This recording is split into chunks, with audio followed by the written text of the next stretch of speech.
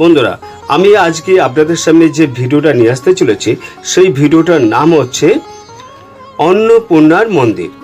আর এই অন্নপূর্ণার মন্দিরটিকে দ্বিতীয় দক্ষিণেশ্বর মন্দির নামে মানুষের চেনে। কারণ দক্ষিণেশ্বর মন্দিরে যে মূল মন্দির আর তার সঙ্গে নাট মন্দির এবং দু সাইডে সারিবদ্ধ শিব মন্দির আছে। এই অন্নপূর্ণা মন্দিরের ক্ষেত্রেও তাই, মানে পুরোপুরি দক্ষিণেশ্বরের মন্দিরকে অনুকরণ করে এই মন্দিরটি তৈরি হয়েছে। এখানেও একটা মূল মন্দির আছে, তার পাশে আছে নাট মন্দির এবং দু সাইডে শিব মন্দির। এইভাবে দক্ষিণেশ্বরের অনুকরণে এই মন্দিরটি করার জন্য স্থানীয় লোকেরা বলে থাকে দ্বিতীয় দক্ষিণেশ্বরের মন্দির। মূল মন্দিরে ঢোকার মুখে আপনারা দেখতে পাচ্ছেন সেটা কি একটা বড় তোরণ। আর এই তোরণের ওপরে আপনি দেখতে পাচ্ছেন কি একটা সিংহ। আর এই সিংহকে নিয়েই যত সমস্যা হয়েছিল তৎকালীন ইস্ট ইন্ডিয়া কোম্পানির সঙ্গে মথুর বাবুর। ইস্ট ইন্ডিয়া কোম্পানি চেয়েছিল যে এই সিংহ মূর্তিটা ওই মন্দিরের তোরণের উপরে বসানো যাবে না, কারণ ইস্ট ইন্ডিয়া কোম্পানি বলেছিল ওটা আমাদের লোঘর সিংহ। কিন্তু মথুরবাবু নাছার বান্দা, তিনি বলেছিলেন আমার মন্দিরের তোরণের উপরে ওই সিংহ থাকবেই। আর তখনই আইনের জটিলতার মধ্যে দুই পক্ষ জড়িয়ে পড়ে এবং একটা সময় আইনের লড়াইয়ে শেষ পর্যন্ত জয়ী হয় মথুরবাবু এবং সর্বশেষে তিনি ওই সিংহ মূর্তিটিকে ওই তোরণের উপরে বসিয়েছিলেন। সামনে দিয়ে যখন আপনি মন্দির ভেতরে ঢুকবেন দেখবেন একটা তোরণ, বড় তোরণ, আর তার উপরে সিংহ মূর্তিটি সুন্দর বা দেখতে খুব অপূর্ব সিংহ মূর্তিটি আছে এবং দু সাইডে পাঁচিল দিয়ে ঘেরা। এবার আপনি যখন মন্দির ভিতরে ঢুকে পড়বেন, ঢুকে আবার যদি আপনি সামনের দিকে তাকান দেখতে পাবেন যে তোরণ উপরে সিংহ মূর্তি আর দু সাইডে সারিবদ্ধভাবে অনেক ঘর আছে।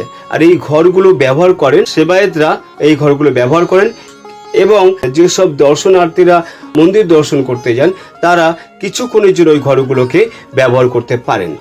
চলুন এবার আমরা ভেতরের দিকে প্রবেশ করি এবং আসল মন্দিরটি আপনাদেরকে ঘুরিয়ে ঘুরিয়ে দেখাবার চেষ্টা করি। আমার আজকের ভিডিও অন্নপূর্ণার মন্দির।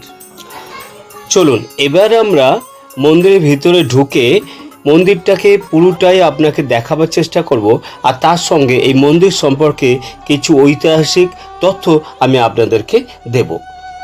পশ্চিমবঙ্গের উত্তর 24 পরগনায় ব্যারাকপুর ও টিটাগড় অঞ্চলের একটি সুপ্রসিদ্ধ মন্দির হচ্ছে অন্নপূর্ণা মন্দির।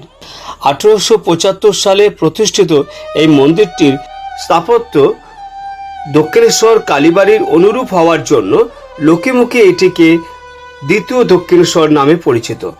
এই মন্দিরের প্রতিষ্ঠাদাতা জগদম্বা দেবী ছিলেন দক্ষিণেশ্বরের কালীবাড়ির প্রতিষ্ঠাদাতা রানী রাসমণির কনিষ্ঠ কন্যা।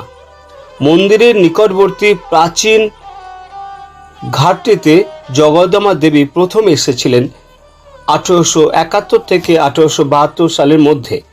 জগদম্বা দেবী স্বামী হলেন মথুরনাথ বিশ্বাস। ইস্ট ইন্ডিয়া কোম্পানির তৎকালীন চিফ ইঞ্জিনিয়ার সিবি স্লেওয়ার্ডের এস্টেটের জমি থেকে বর্তমান মন্দিরের ভূখণ্ডটি তার 4 পুত্রের নামে ক্রয় করেছিলেন। মথুরবাবুর মৃত্যুর পর জগদম্বা দেবী পুত্রের কাছ থেকে দানপত্রের মাধ্যমে সেবায়েত রূপে এই জমির উত্তরাধিকারী হন। এই জমিতে একটি মন্দির প্রতিষ্ঠা করতে চাইলে রামকৃষ্ণ পরমহংসদেব তার ইচ্ছার সম্মতি জ্ঞাপন করেন। তারপর অক্লান্ত পরিশ্রম, নিষ্ঠা ও অর্থ ব্যয়ে নির্মিত হয় এই অন্নপূর্ণা মন্দির। 1875 সালে 12 এপ্রিল চৈত্র সংক্রান্তির দিন এই মন্দির উদ্ঘাটন হয়।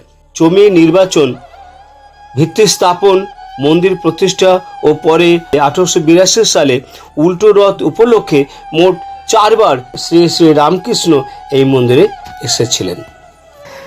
এরপর আমি আপনাদেরকে ঘুরিয়ে ঘুরিয়ে দেখাবো যে নাট মন্দিরটা। এই নাট মন্দিরটা অপূর্ব কারুকার্য করা এবং অসংখ্য পিলার দিয়ে তৈরি করা এই নাট মন্দির। এই নাট মন্দিরটি বর্তমানে ফ্লোরে মার্বেল পাতা হয়েছে।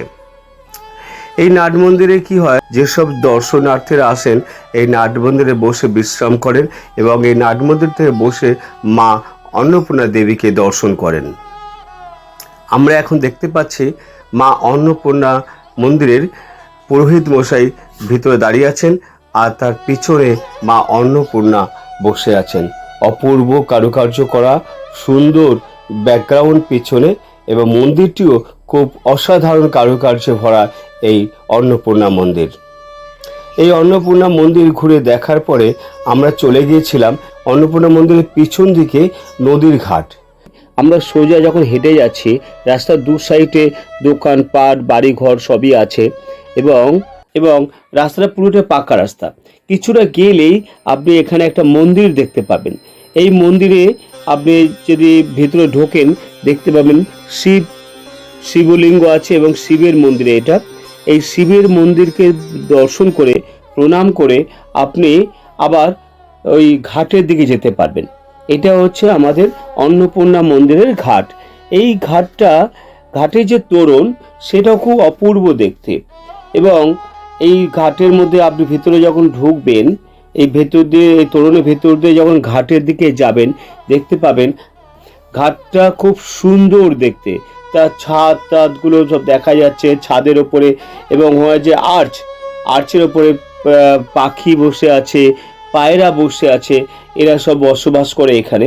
এবং এইটা দিয়ে আপনি যখন সামনের দিকে তাকাবেন, দেখবেন দূরে অন্নপূর্ণা মন্দির দেখতে পাবেন। এই দূরে অন্নপূর্ণা মন্দির।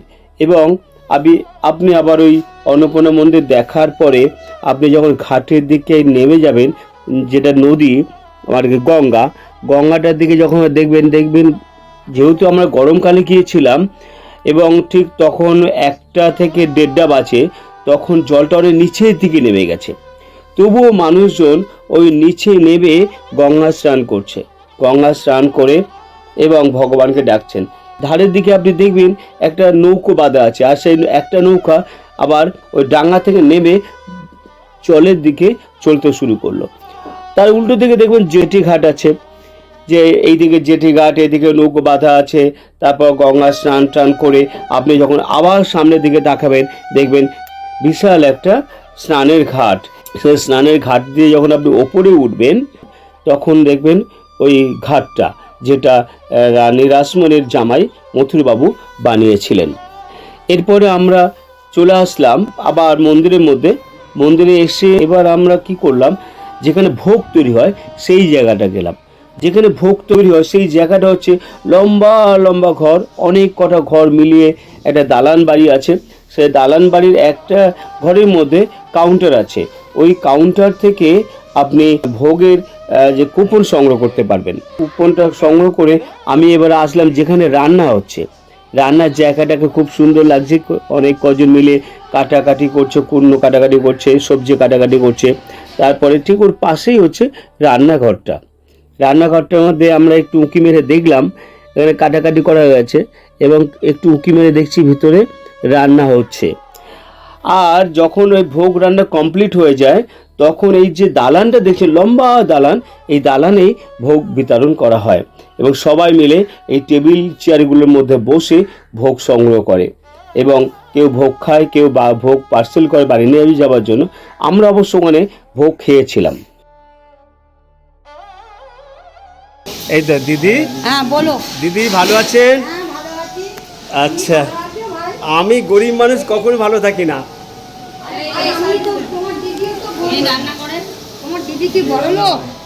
আমি তো গরিব মানুষ। না না, পোশাক দেখে বোঝা যায় না কি বড় কি গরিব। হঠাৎ আমরা ওইখানে পায়চারি করছি, তখন দেখলাম মাইকে অ্যানাউন্সমেন্ট করছে যে মায়ের জন্য ভোগ নিয়ে যাচ্ছে। দেখুন, পুরোহিত মশাইরা, সেবকরা যাচ্ছে মায়ের জন্য ভোগ নিয়ে। সে কি অপূর্ব দৃশ্য! এই দৃশ্যটা দেখেও শান্তি পাবেন, যখন মনে হবে যে এখানে মায়ের কাছে এসে আমরা অনেকটাই সার্থক হয়েছে আমার এই সিনটা দেখার জন্য। মা অন্নপূর্ণার জন্য ভোগ যাচ্ছে মন্দিরে, আর সেই ভোগগুলো নিয়ে যাচ্ছে পুরোহিত মশাইরা। আপনারা দেখতেই পাচ্ছেন। মায়ের ভোগ যাচ্ছে, যারা ভোগ আরতি দেখতে চান মায়ের মন্দিরের সামনে চলে যান। ভোগ আরতি হয়ে যাওয়ার পর বিরিয়ানি আপনাদের ডেকে বসিয়ে দেওয়া হবে ভোগ প্রসাদের জন্য। এখন এখানে মায়ের ভোগটা দেওয়া হয় 1টা থেকে 1:30টার মধ্যে। 1টা থেকে 1:30টার মধ্যে মায়ের ভোগ দেওয়ার পরে একটা আরতি হয়।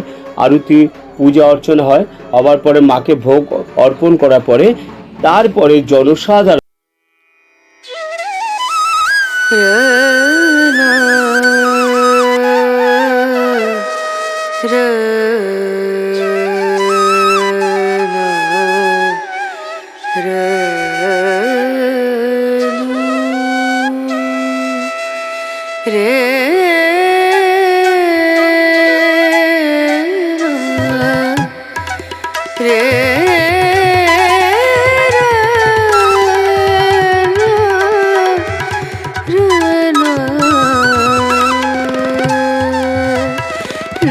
नजरिया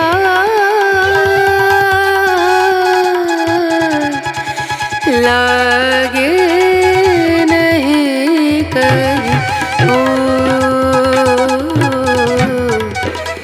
नजरिया लागे नहीं कहीं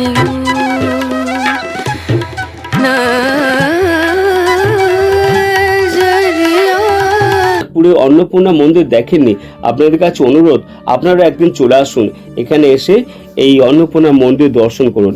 এখানে একটা সুবিধা আছে, আপনি আসার আগে বা আসার পরেও আপনি ঘর বুক করতে পারবেন। এখানে থাকার জন্য, রেস্ট নেওয়ার জন্য, সকাল 10টা থেকে সন্ধ্যে 6টা পর্যন্ত রেস্ট নেওয়ার জন্য আপনি ঘর পাবেন। ওই ঘরের মধ্যে আপনি থাকলেন, তারপরে মায়ের সারাটা দিন মাকে দর্শন করলেন এবং তারপর বাড়ি ফিরে আসলেন। থাকার বন্দোবস্ত এখানে আছে। আপনারা যারা এখনো এই মা অন্নপূর্ণা মন্দির দেখেননি, আপনাদের কাছে অনুরোধ আপনারা খুব তাড়াতাড়ি মা অন্নপূর্ণার এই মন্দিরটি দর্শন করে আসুন। বন্ধুরা, আজ এই পর্যন্তই। আমি আবার আসবো আরেকটি দিন আরেকটি নতুন ভিডিও নিয়ে। আশা করছি এই ভিডিওটা আপনাদের ভালো লাগবে। আর যদি ভালো লাগে লাইক, শেয়ার, কমেন্টস অবশ্যই করবেন আর সাবস্ক্রাইব করতে ভুলবেন না। নমস্কার, ভালো থাকবেন।